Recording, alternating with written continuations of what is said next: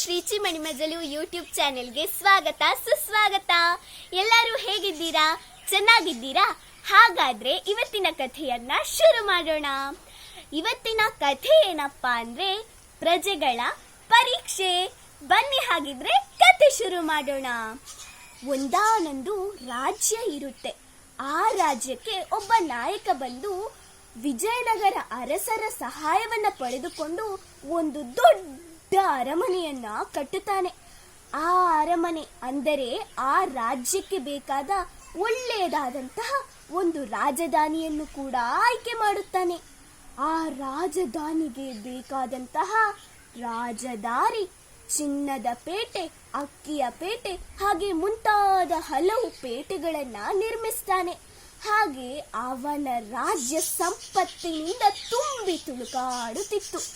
ಆದರೂ ರಾಜನಿಗೆ ಏನೋ ಒಂದು ವ್ಯಥೆ, ಏನು ಅಂತ ಅವನಿಗೆ ತಿಳಿಯುತ್ತಿರಲಿಲ್ಲ.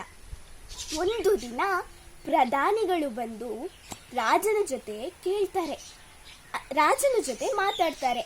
ಆಗ ರಾಜ ಕೇಳ್ತಾನೆ, ಪ್ರಧಾನಿಗಳೇ, ನಾನು ಹೇಳಿದ ವಿಷಯ ನಿಮಗೆ ಅರ್ಥವಾಗಿದೆ, ಅಂದರೆ ನೀವೀಗ ನನಗೆ ವಿಚಾರ ತಿಳಿಸಬಹುದು ಎಂದು ಹೇಳುತ್ತಾನೆ. ಆಗ ಪ್ರಧಾನಿಗಳು, ನನಗೆ ನೆನಪಾಯಿತು ಪ್ರಭು, ನಾನು ಎಲ್ಲವನ್ನು ಅಚ್ಚುಕಟ್ಟಾಗಿ ನೀವು ಹೇಳಿದ ಕೆಲಸವನ್ನು ಮಾಡಿ ಬಂದಿದ್ದೇನೆ, ಈಗ ನಿಮ್ಮ ಮುಂದೆ ಪ್ರಸ್ತುತಪಡಿಸುತ್ತೇನೆ ಎಂದು ಹೇಳುತ್ತಾನೆ. ಆಗ ರಾಜನು ಕೇಳುತ್ತಾನೆ, ಬೇಗ ಬೇಗ ಹೇಳು. ಆಗ ಪ್ರಧಾನಿಗಳು ಹೇಳುತ್ತಾರೆ, ನೋಡಿ ರಾಜರೇ, ನಮ್ಮ ರಾಜ್ಯದಲ್ಲಿ ಯಾವ ತೊಂದರೆಯೂ ಇಲ್ಲ. ನಿಮಗೆ ಗೊತ್ತಿದ್ದ ಹಾಗೆ ಸಂಪತ್ತು, ಐಶ್ವರ್ಯ ಎಲ್ಲವೂ ಇದೆ. ಮತ್ತೆ ನೀವು ಯಾಕೆ ವ್ಯಥೆ ಪಡುತ್ತಿದ್ದೀರಿ ರಾಜರೇ? ಇದನ್ನಾದರೂ ತಿಳಿಸಿ ಎಂದು ಪ್ರಧಾನಿ ರಾಜನೊಂದಿಗೆ ಕೇಳುತ್ತಾನೆ.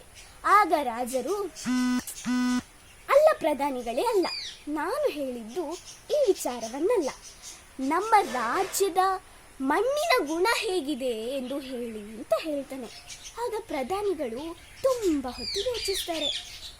ಅಯ್ಯೋ, ಈ ಮಣ್ಣಿನ ಗುಣ ಅಂದ್ರೆ ಏನು? ನಮ್ಗೆ ಅರ್ಥ ಆಗ್ತಾ ಇಲ್ಲ.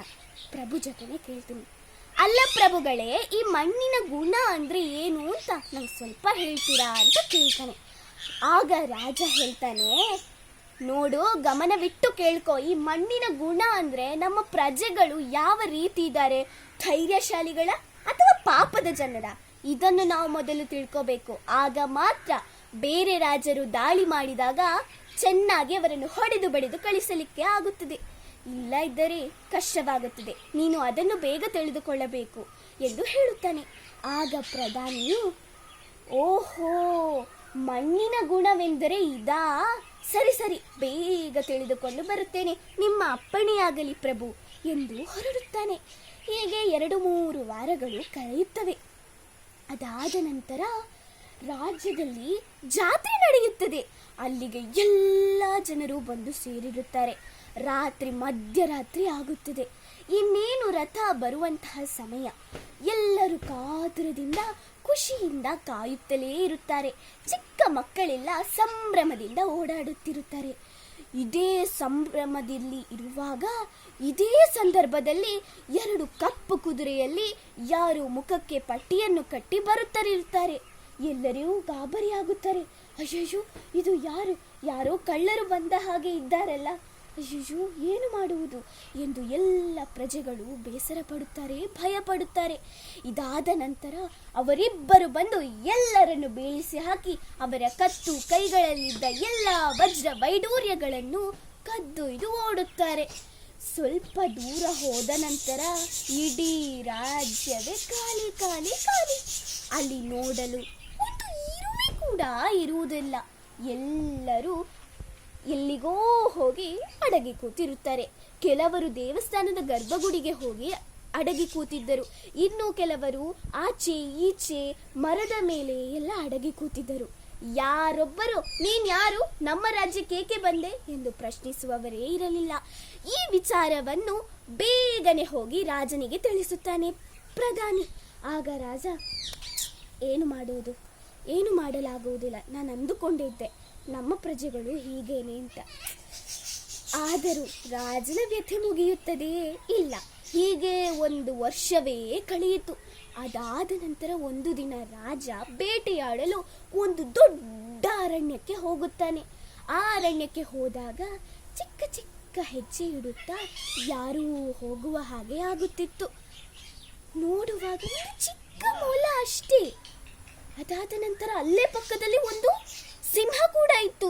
ಆ ಸಿಂಹ ಬಂದು ಮೊಲವನ್ನ ಹೆದರಿಸುತ್ತದೆ. ಆದರೆ ಮೊಲವು ತನ್ನ ಎಲ್ಲ ಶಕ್ತಿಯನ್ನು ಹಾಕಿ ಧೈರ್ಯದಿಂದ ಸಿಂಹವನ್ನೇ ಓಡಿಸಿ ಬಿಡುತ್ತದೆ. ಇದನ್ನು ನೋಡಿದ ರಾಜ, ಮೊಲ ಇರುವುದು ಇಷ್ಟೇ ಚಿಕ್ಕ, ಸಿಂಹ ನೋಡಿದರೆ ಅಷ್ಟು ದೊಡ್ಡ.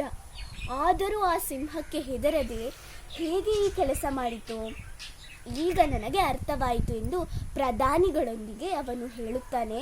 ನಮ್ಮ ರಾಜಧಾನಿಯನ್ನು ಇಲ್ಲಿಗೆ ಸ್ಥಳಾಂತರಿಸಿ, ಇಲ್ಲಿಯೇ ಇರಲಿ ಎಂದು ಹೇಳುತ್ತಾನೆ. ಕೆಲವು ವಾರಗಳ ನಂತರ ಅಲ್ಲಿಗೆ ಇನ್ಯಾರೋ ಬಂದು ದಾಳಿ ಮಾಡುತ್ತಾರೆ. ಆಗ ಅಲ್ಲಿನ ಜನರೆಲ್ಲರೂ ಧೈರ್ಯದಿಂದ ಒಗ್ಗಟ್ಟಾಗಿ ಎಲ್ಲರನ್ನು ಹೆದರಿಸುತ್ತಾರೆ.